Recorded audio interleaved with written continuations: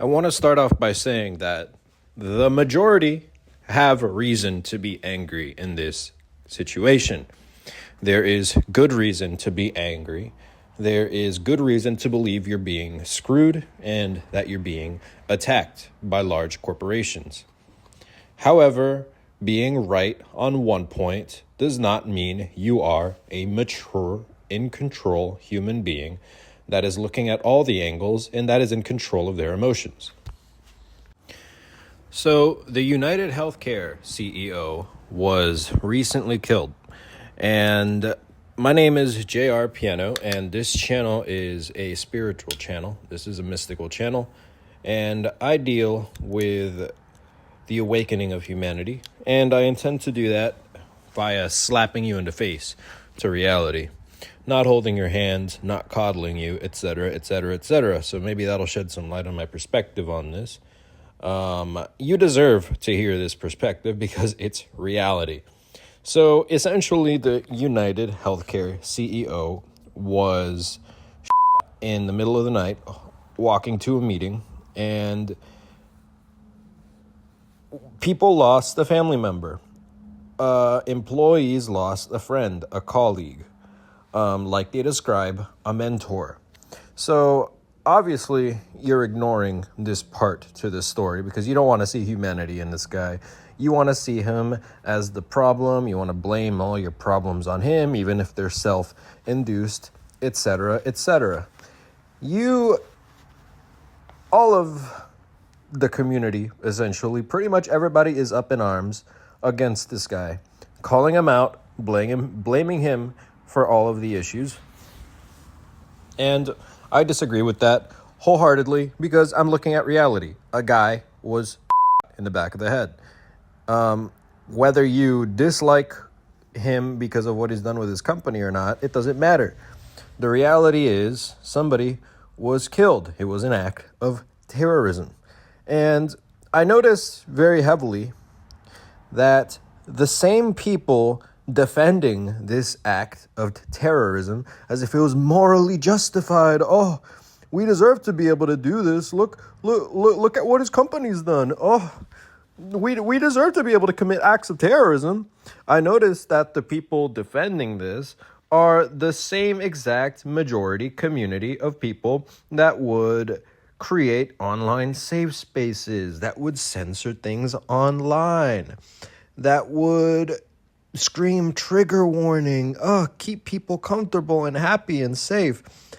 And ultimately what I'm trying to point out in this video is that moments like these, when something tragic happens and it calls out the impulses of the average human, the off-the-cuff, emotional, huge reactions. When things like this happen, usually they reveal a lot of what that mass majority that reacts impulsively has been hiding. This mass majority of people that post videos of themselves holding puppies, that watch Saturday Night Live all day because they think they're so with the times and they're so protective of people's feelings and inclusive of all the opinions. And oh my goodness, we're so in tune with our emotions and we care for everybody more than the other guy. This puppy holding, safe space, trigger warning, we're gonna delete every single graphic video online because we're not middle-aged, we're not cavemen, man. We've grown past that. We're so emotionally mature. These people banning all of the horrible content from your social forums that act like they've evolved so far past the Roman spectators of the Colosseums. Look how they emotionally react. Look at the impulses. Look at the celebration of absolute terrorism, death, misery, the loss of a family member. Look how they celebrate this. And they'll hide it. They'll hide it.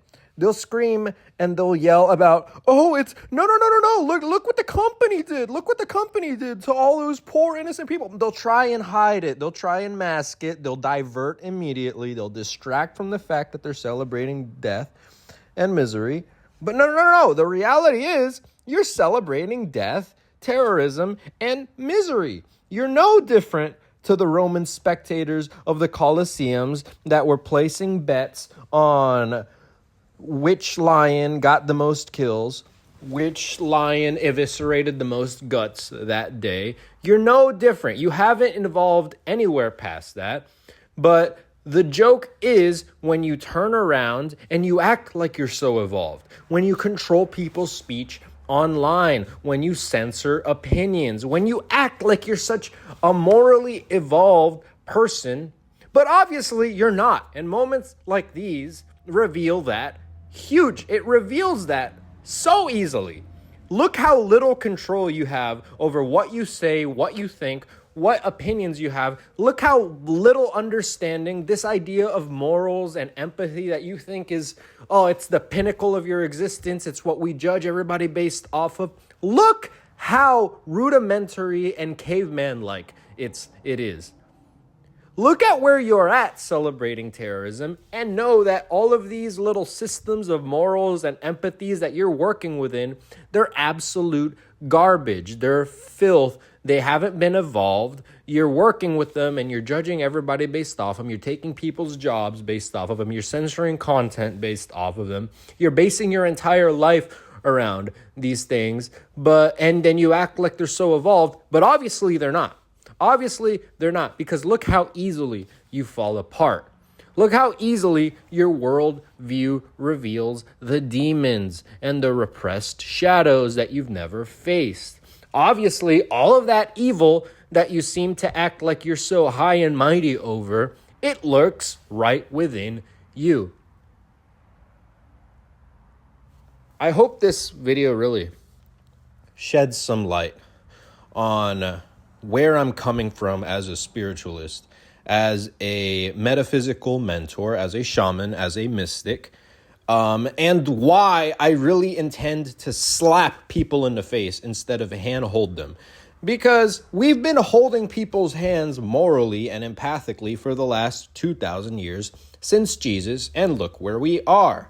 We're staring into phone screens, holding puppies in the air, screaming, oh, we're so evolved, we're so mature, we figured it all out. And then the next day, we're celebrating terrorism, death, and misery.